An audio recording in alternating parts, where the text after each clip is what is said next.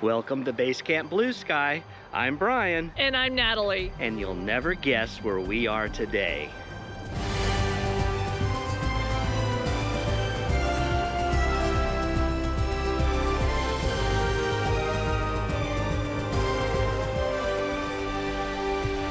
From the unfathomably tall canopies of Redwood National Park to the crashing surf of the Oregon coast, this leg of the Alaskan Odyssey delivers some of the most unforgettable scenery yet. But just as we settle into the drive, our rig flashes a warning light that threatens to derail our entire journey north. Can we fix it in time to stay on schedule? Let's find out. Let's hit the road.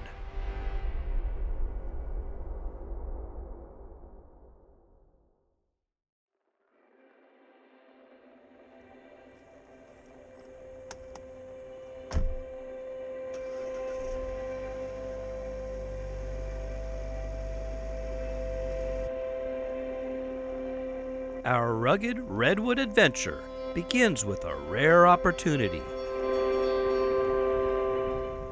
I managed to snag the only pass available for all of June to explore Tall Trees Grove, a hidden and protected area of the national park. It's an early morning start from Crescent City, about 50 miles south to the locked gate. And with my entry code, we'll get to explore this sacred area. I don't know much about this grove, so we'll discover its secrets together. We made it to the Tall Trees access gate, so let's go down to the grove. I hope it'll be spectacular.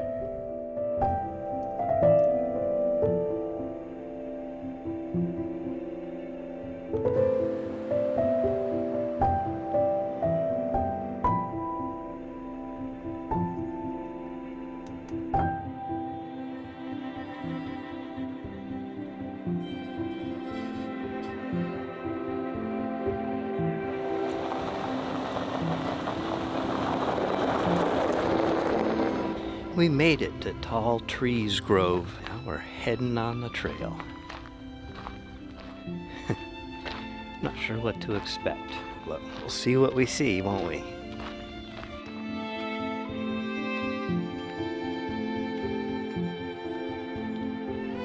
The descent into the grove drops about 800 feet along a well-trodden path with gentle switchbacks easing the way. As I reach the bottom, it feels as if I've entered an ancient sanctuary. Light filters through the unfathomably tall canopies, and the stillness of the forest surrounds me, filling every step with wonder, respect, and awe.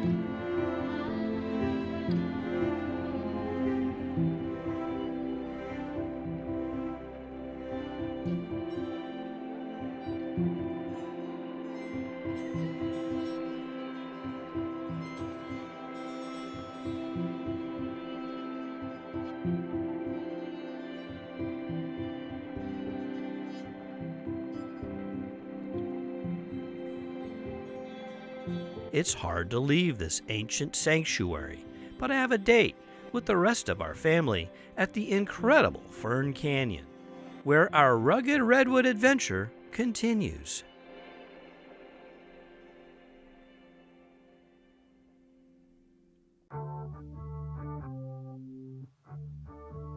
Fern Canyon is just a short drive north along the coast. Like Tall Trees Grove, it also requires a vehicle pass to enter. This time we planned ahead and purchased ours months ago.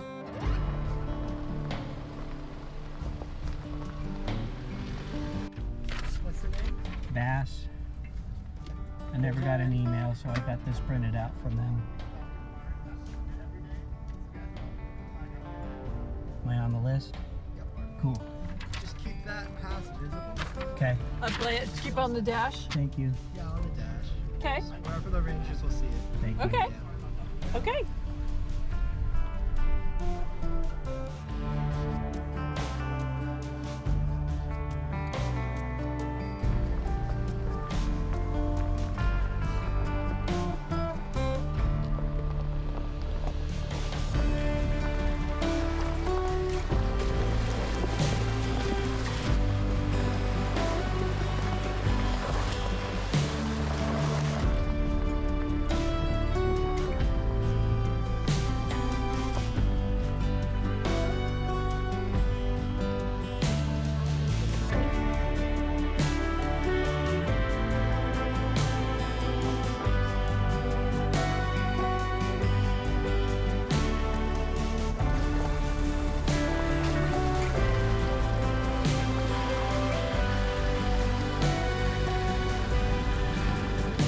Fern Canyon is a narrow gorge where walls soar 30 to 50 feet high, draped in lush green ferns and kept alive by trickling streams. It's one of the most unique and breathtaking spots in all of Redwood National Park.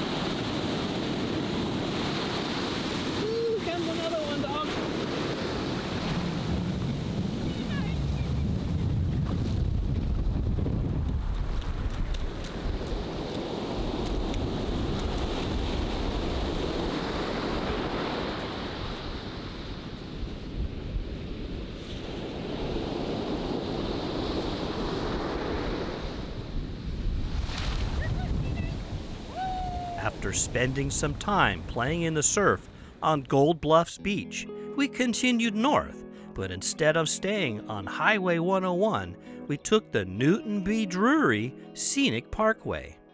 This quiet road winds through massive stands of old-growth redwoods, some of the tallest and most ancient trees in the park. There are plenty of pullouts and short trails that invite you to step deeper into this primeval forest, a realm where the scale of these giants is beyond imagination.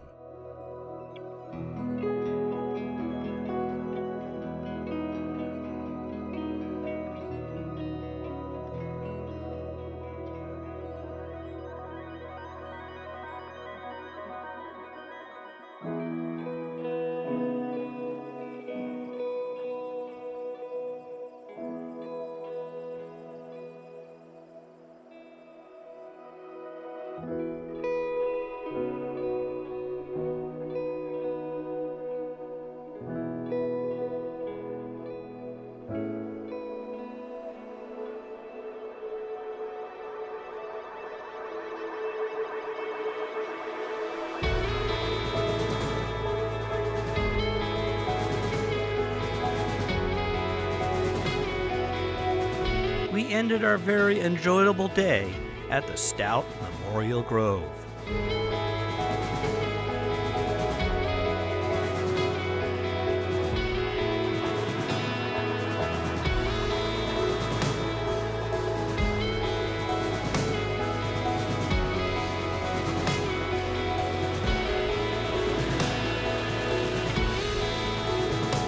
As the sun began to set, we walked the short loop trail one last time among these towering giants.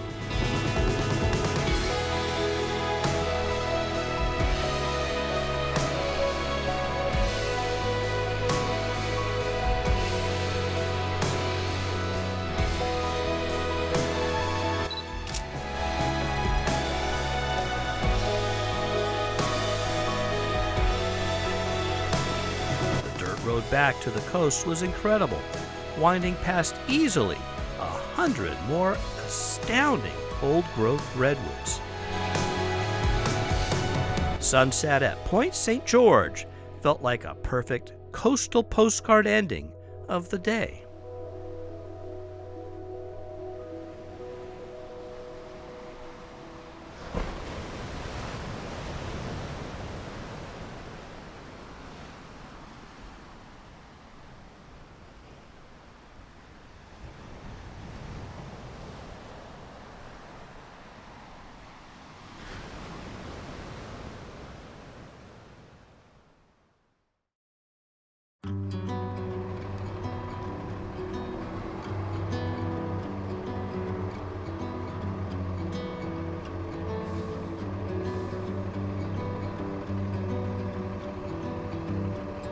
The next day, we left Redwood National Park and crossed into Oregon.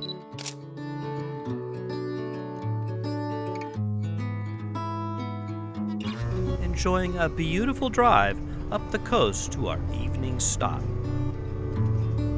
Someday, we hope to tackle a full Pacific Coast drive, but we plan to do it from north to south. With a big rig like ours, northbound pullouts are few and far between, making stops challenging. For now, we enjoyed the drive, soaking up the sun, the surf, and the stunning coastal scenery.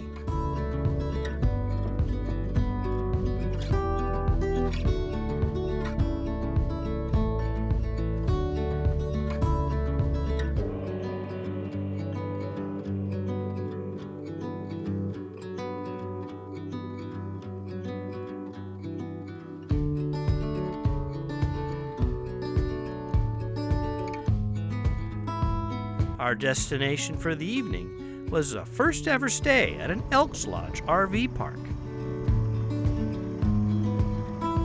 Cousin Carl is an Elks member, and we were fortunate to be his guests.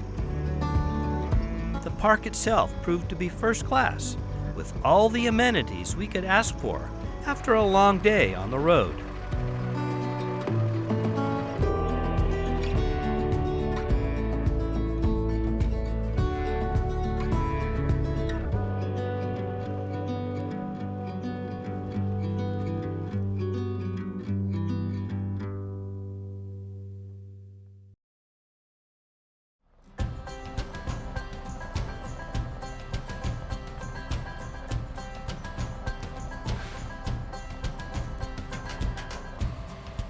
we departed our wonderful Elks Lodge RV park, occasionally driving through dense morning fog. This morning, when we started up the rig, an odd light show appeared on the dash, something I had never seen before. The dashboard here thinks we're out of depth.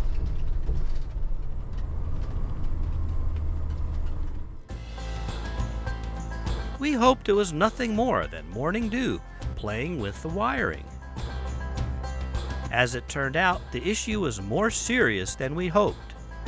A bit of cell phone research suggested it was the DEF tank sensor, and if we didn't get it fixed soon, it would start degrading our power. We passed over a few steep hills, and I could actually feel the rig losing strength. Fortunately, luck was on our side, as we found a diesel shop in Tillamook, our next overnight stop town, and made an appointment to see them in the afternoon. As it turned out, we were lucky to make it to the shop at all. Once we parked, the rig went into limp mode and would only drive 5 miles an hour. When we started getting ready to leave, we were packing up, slides in, doing all the stuff we normally do, and when I fired the motor off, all my lights came on, but then the DEF tank, which started at 3/4 full, it went down to 0 and then started blinking red. The diesel exhaust regen lights stayed on and the check engine light stayed on. So that tells me there's a code or a sequence. Something wasn't happy. So we got it down the road and started north on the coastal run 101. Along the way, we found an auto parts store, and we bought a jug of DEF and filled the DEF tank to make sure it was full. And it was. It took 3/4 of the box, so that means it was about half full or so. Doing some homework, doing some research along the way. Cell coverage is spotty on the coast here, so we couldn't get cell coverage the whole way to figure things out. Decided to come up here to Tillamook because there was a diesel place here in town. And here we sit. We're probably going to go bebop around a little bit here today and wait for a phone call from this place to see if they found anything. On one hand, we got here early enough to gain almost a whole nother day in Tillamook. But on the other hand, I'm not sure what's wrong and how much it's going to cost. With a little time to kill before our appointment with the diesel technician, we decided to explore the Tillamook coast. But the questions kept piling up. Would it be a serious problem? Could we get the parts we needed? How long would it take for them to arrive? And would they even fit?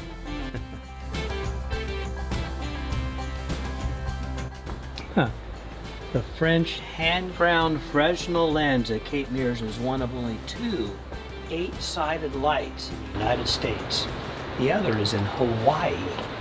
Most importantly, could we stay on schedule to make it to Blaine, Washington for the start of our 62-day Alaska Your Way Fantasy RV Tour?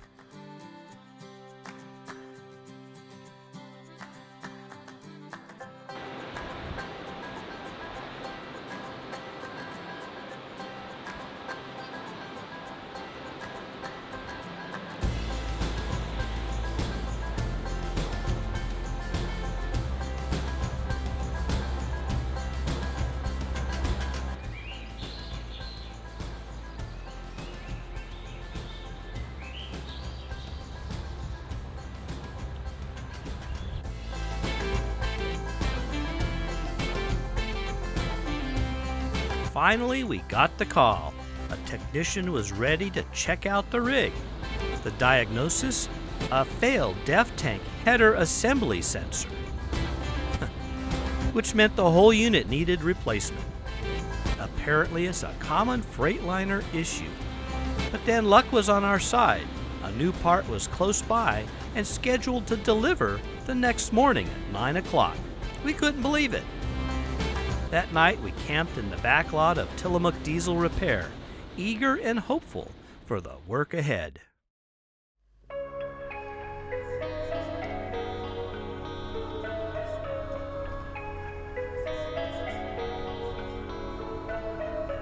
The morning came quickly in the back lot of Tillamook Diesel Repair, and by 9 a.m., the new DEF header assembly was delivered just as promised. It was a short but slow drive around the building and into the garage.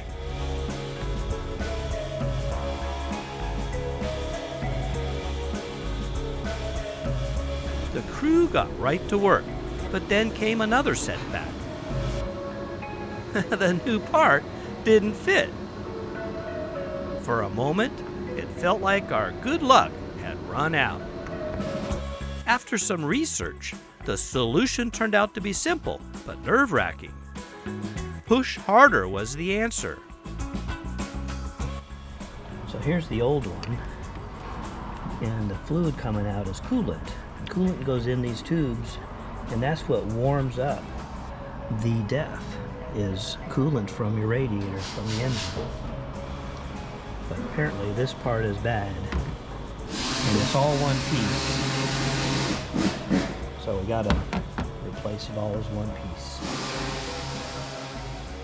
With a big grunt, the new header was firmly pressed past the tight spot in the DEF tank. Voila! It worked! The rig roared back to life.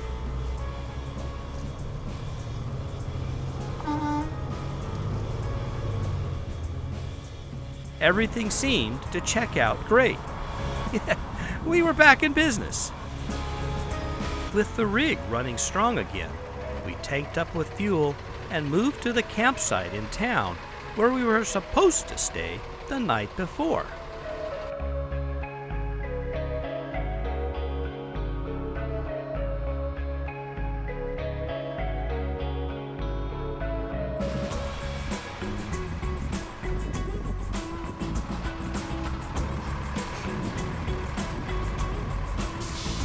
That gave us time to finally check off a long-awaited bucket list stop, the world-famous Tillamook Creamery. Cheese, ice cream, and a behind-the-scenes look at their operation made for a fun afternoon.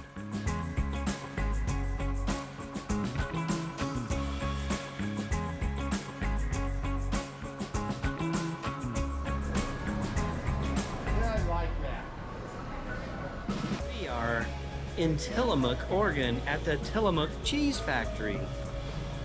Tillamook Cheese Creamery. Yeah. So we're finally here, and it is time. We're going to take a walking tour, self-guided walking tour. Yeah, we'll see what we see. And it smells great in here. Yeah, so far it's kind of fun. Yeah. One of the highlights of our Tillamook Creamery visit was the walking tour upstairs, where you could see the magic behind the scenes. Pipes and conveyor belts crisscrossed below us, carrying cream and cheese through the production process with precision and efficiency. Watching the operation in motion, from curds to giant blocks of cheese, gave us a fascinating glimpse into how this world-famous creamery keeps everything flowing smoothly.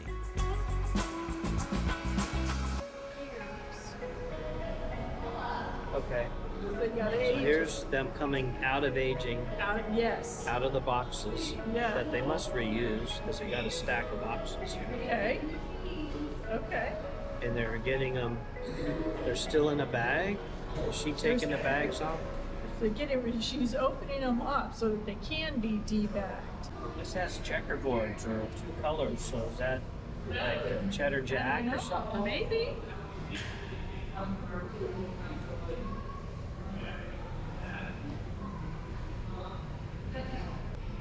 These small blocks. Got her.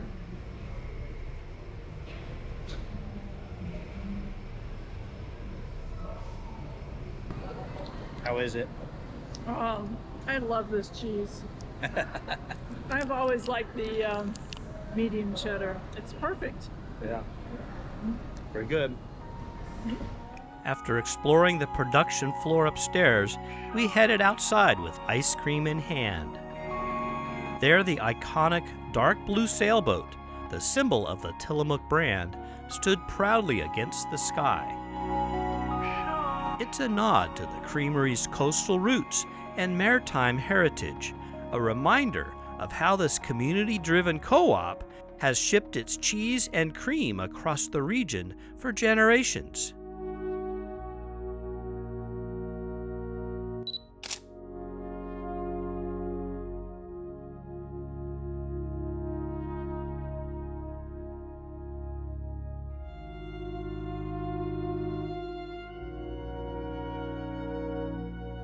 Afterwards, we had an opportunity to dip our tires in the Pacific Ocean. Our Jeep has touched many bodies of water, but this ocean was by far the largest.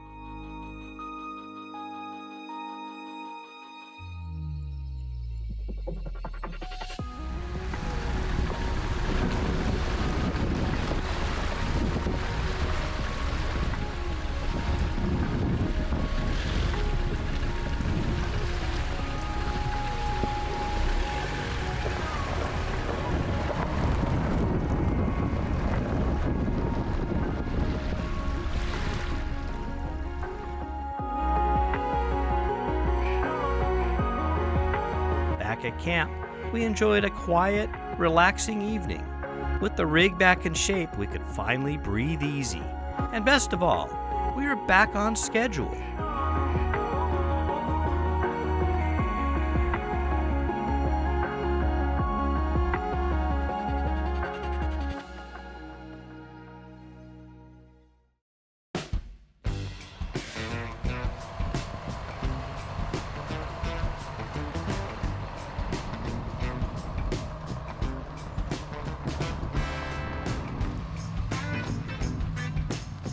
Next morning, we depart after a stressful yet fun segment of our Alaskan Odyssey.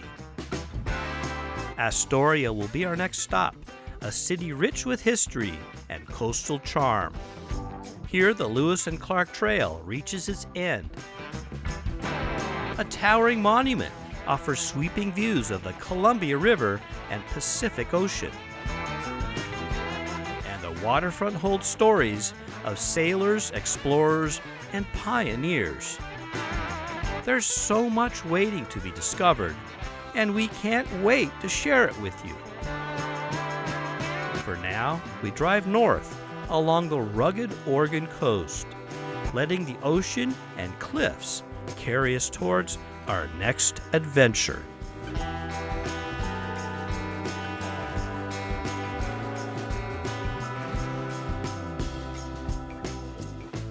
Let's hit the road.